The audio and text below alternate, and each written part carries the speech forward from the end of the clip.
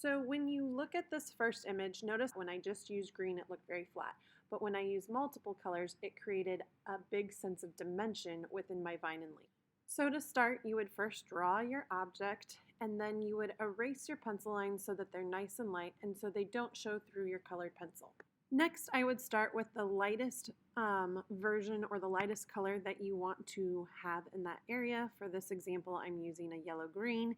Now remember, color in one direction. You don't want to color all different directions. If you do color different directions or you're noticing lines in your coloring, go back over it with some light layers until you kind of hide those lines. Sometimes it's hard to have the white of highlights be layered over the top of colors with colored pencil, so I will let the white of the paper show through.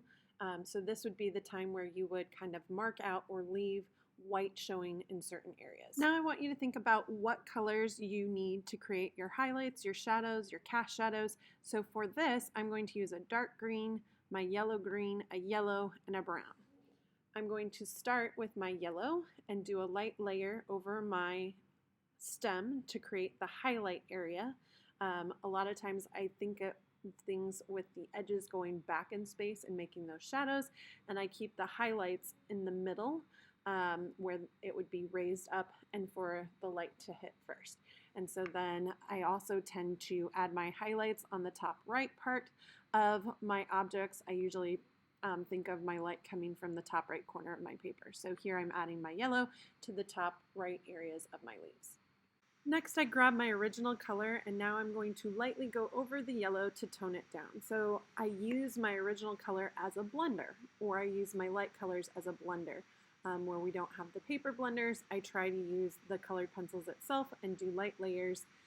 So if it's feeling too bright, use your original color with just a light pressure to tone it down. Next, I'm going to work with my dark green and I'm going to use some pressure to create the shadows. So like I was saying, I picture the sides of my object rounding back in space, so that's where it would have less light.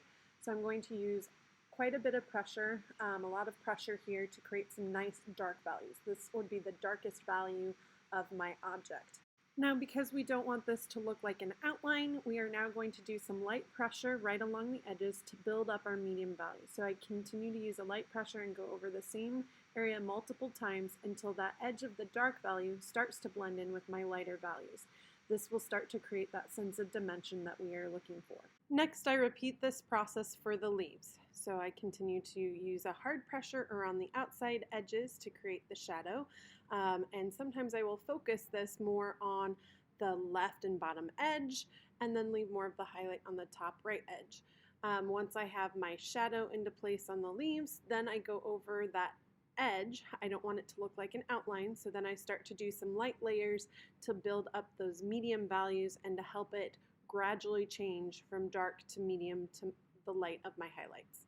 Now I'm going to add some other colors over the top to help build up interest. So one of the things that I can do is take my cool colors for my shadows, or I could even take a neutral color.